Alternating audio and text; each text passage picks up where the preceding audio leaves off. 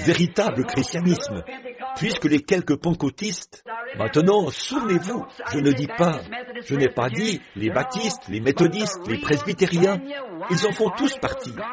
Mais le véritable et authentique article de Dieu était pentecôtiste. Il l'était, il l'est et le sera toujours.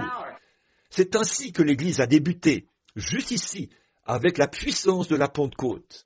Maintenant, vous dites, c'est vrai ça, frère Branham? Je vous demanderai de prendre les livres d'histoire, de parcourir le cours du temps jusqu'ici, et de voir si chacun de ces authentiques et véritables enfants de Dieu ne s'en était pas tenu à la bénédiction de Pentecôte. Ils parlaient en langue, interprétaient les langues, avaient des signes et des prodiges, baptisés au nom de Jésus-Christ. Tout ce que les apôtres avaient fait, ils l'ont fait aussi, d'un bout à l'autre. C'est la raison pour laquelle, quand j'ai parcouru l'histoire, j'ai choisi Paul, Irénée et puis Saint-Martin, Colomba. Chacun de ces hommes-là, jusqu'à cet âge-ci, avait des signes et des prodiges. Très bien. Il a dit qu'ils étaient... Le micro était un peu... Est-ce que c'est mieux? Très bien. Non, il secoue la tête. Il n'entend plus rien maintenant, Billy. Très bien. Pouvez-vous... Est-ce que c'est... Bon, m'entendez-vous maintenant? Maintenant, c'est comment? Est-ce que c'est mieux? Oui? Tout le monde dit, très bien. Paul, ça c'est un point contre toi. Très bien, d'accord.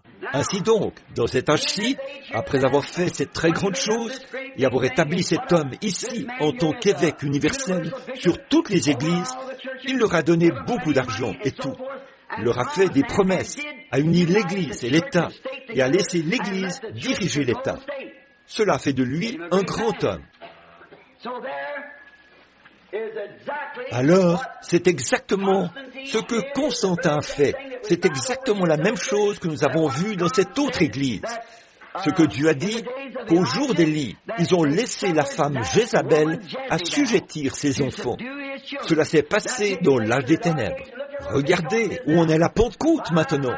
Oh là là là là. Totalement dans les ténèbres. Et pendant près de 1000 ans, cela, à peu près de l'an 500 à 1500, c'est vrai, c'est-à-dire de 606 à 1530, 1520, pour être plus précis. Mais c'est bien 1000 ans. Des persécutions sanglantes. Lisez l'histoire. Bon, un catholique vous dira que l'Église chrétienne, ce sont eux qui sont l'Église chrétienne. Ils sont l'Église chrétienne dénominationnelle. Par contre, les vrais pentecôtistes avaient été chassés, tués, assassinés et mis à mort par les papes, les évêques et tout, sanguinaires au possible. Maintenant, vous voyez, un de ces jours, le fait de dire cela me coûtera la vie.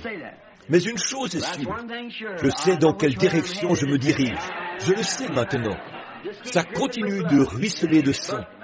Mais cette heure-là approche maintenant, et vous pouvez voir, d'après ce qui se passe dans le pays, que ça ne va plus tarder.